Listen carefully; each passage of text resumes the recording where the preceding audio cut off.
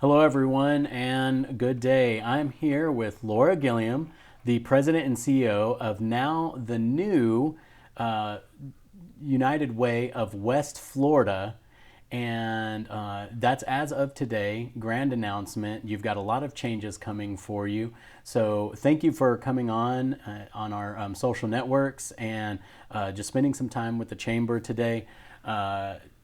Please just jump in and tell us about all these new and exciting changes that are happening for United Way of West Florida.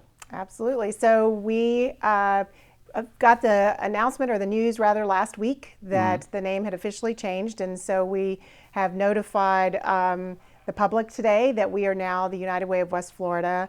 We're in the process of changing over lots of things internally, our social media, our website. So it's going to be a little bit of a transition, but our board made the commitment to change our name when they voted in April to expand our services into Santa Rosa County, and really felt like that name embodied serving equally both Escambia and Santa Rosa County.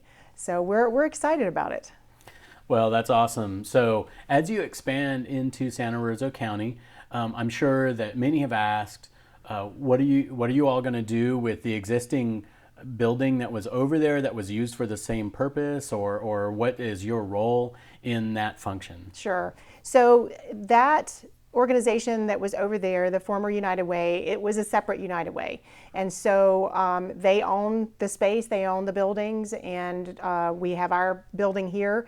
Currently, we're in the process as we engage in conversations with agencies and individuals and stakeholders over there to learn what is going to be the best way for us to serve that county. Do we need to have a location there? Can we provide those, be engaged in the community without it? So we haven't made a decision one way or the other, Sure. but we're keeping our options open and really trying to listen to the community to find out what's gonna be the best way to serve them.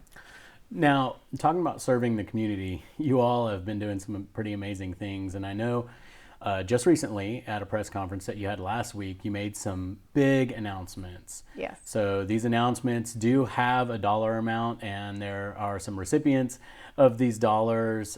Just really, really impressive and amazing numbers. So let's jump into that and tell us about some of these grants that you all have given out and who the recipients are. Sure, absolutely. So we every year we go through what we call the community investment process, and that is a volunteer-driven process.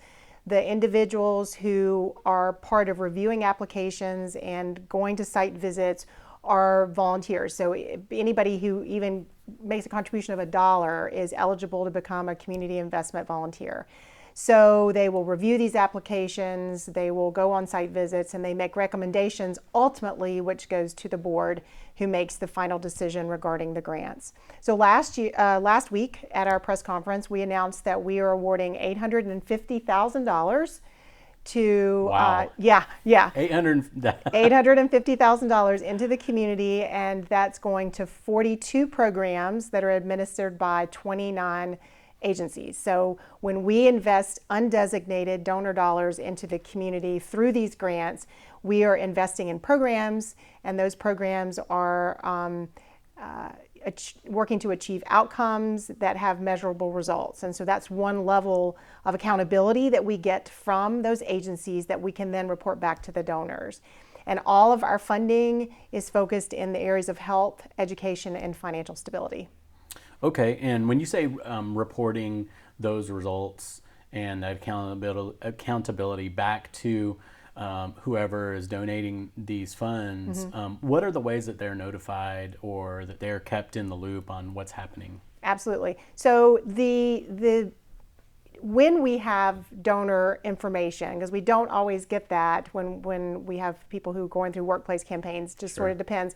But when we have donor information, donor detail, then we have regular newsletters, e-newsletters that go out to them. We post results on and information on our website. We have an annual report. We do different events throughout the year where we talk about the work that is happening with United Way, because there's the $850,000 is a huge investment, but there's other ways that we serve the community through our 211 Northwest Florida program, through our VITA, which is our volunteer income tax assistance, through Reading Pals with eCare. We have a couple of events that are coming up. So we have a lot of things that are going on a regular basis that serve folks in these communities. And so we do our best to try to communicate that through a variety of ways. Yeah, and really, just to follow up on that, the reason why I asked that is because for the future donors, if they're already donating, they know that that's how the communications are done. But, that question is mainly for someone who hasn't donated.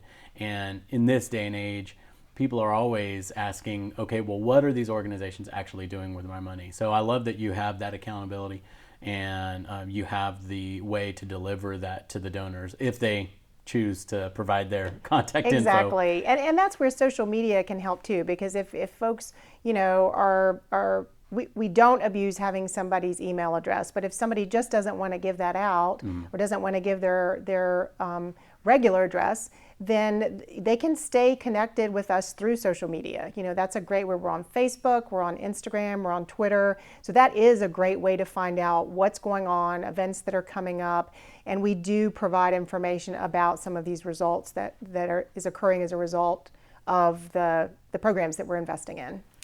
Now, can we have some of the examples of the recipients that receive these grants? Sure. What are a couple of the organizations that have received the grants, and what are they doing with the money? Sure. So like I said, we're in health, education, and financial stability. And so in the areas of health, where a lot of it is related to access to health care. Also, are they eating properly? Are they, what's the activity level? So just to give you an example, we've invested in the Healthy Seniors Food Program through Manna Food Bank.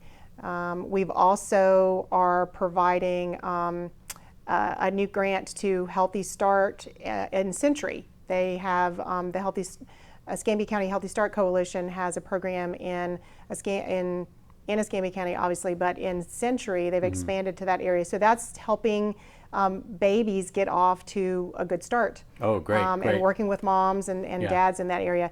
In education, we have provided funding to PACE, Center for Girls, for their Girls Earning Diplomas or their GED program. And that's a great way. These are young ladies who might not otherwise graduate from high school. And this is a way for them to get through school, to earn that degree or that GED in lieu of the degree, if that's going to work for them. We're also real excited about a grant to Big Brothers Big Sisters. They have another component to their mentoring program, and that's school to work. So they're actually placing littles in partner businesses in the community to help them understand what it's like to work in a business, what are the things that you need to know, and gives them some idea maybe of some potential areas of interest that they might have as they move forward with their career goals. In financial stability, we've provided some funding to Favor House for their domestic violence shelter. We've also provided funding to Pensacola United Methodist Community Ministries for a shelter for men, and they do some substance abuse recovery. So these are individuals who are challenged with that, and they're trying to get back on their feet. And we also are providing some funding for the mobile pantry program that Feeding the Gulf Coast has. So those are new grantees this year. We have some agencies that are in the midst of a 2 to 3 year grant award as well. And so it runs the scope of that health, education, and financial stability areas. And they're just, they're a lot. Some of them are dealing with emerging needs, emergency needs. Others are dealing with those kind of root causes to some of these problems. And those, so we like to make sure that we're investing in both of those, because we've obviously got to help people who are in crisis. We also need to make sure that support and an effort to resolve those issues is also in place. And so we invest in both of those areas.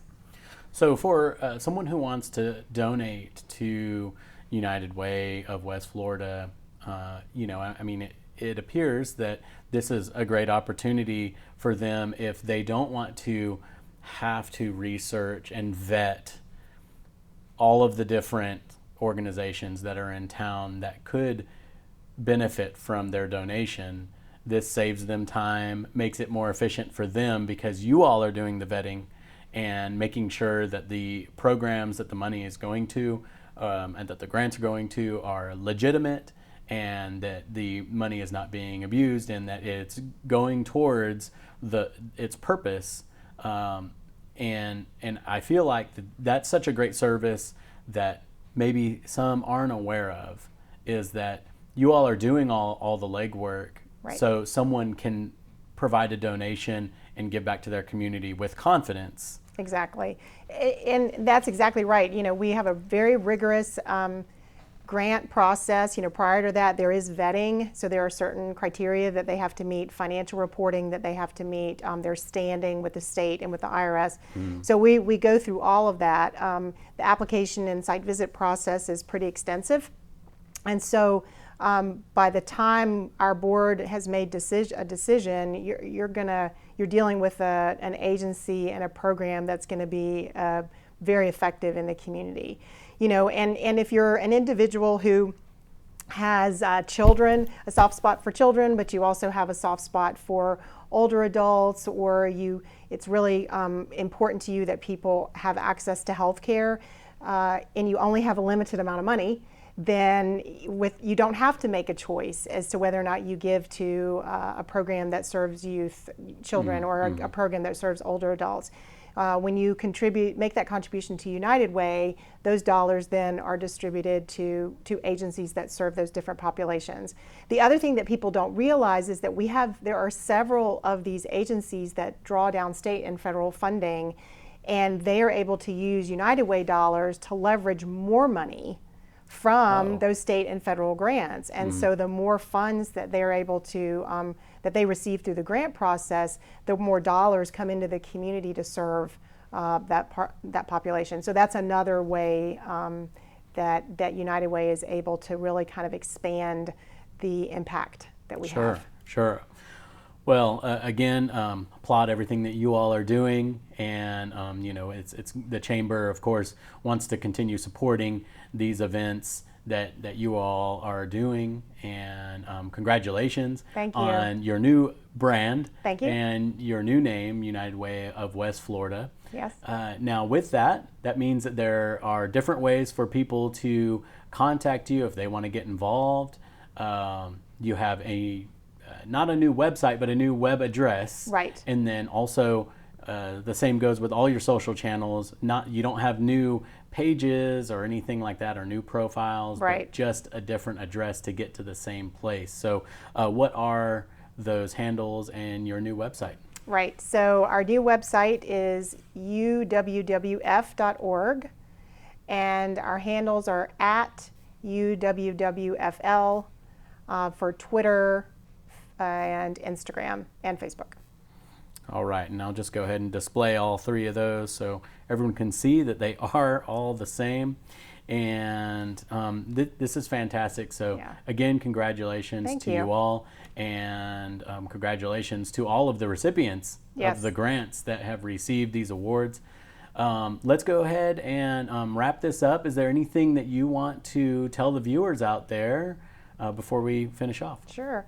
What I'd like to just invite folks out there to learn more about the work that we're doing. We've covered just a very small part of it here in the conversation that we've had today. We're very proud of what we do. We're very proud that we've been in this community for 95 years, and we are looking forward to serving Santa Rosa County and Escambia County as the United Way of West Florida.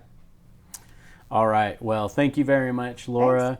Appreciate you spending some time with us. And thank you very much for everyone out there who has watched the program today. If you have any questions, you can, of course, drop it in the comments. But better yet, we encourage you to contact the United Way of West Florida directly, and they'll be able to give you the most accurate answers. So, again, thank you very much, Laura, for supporting the business communities, for supporting all of the nonprofits in the area, and just for making Pensacola a better place. Well, thanks. We appreciate your support as well. Thank you.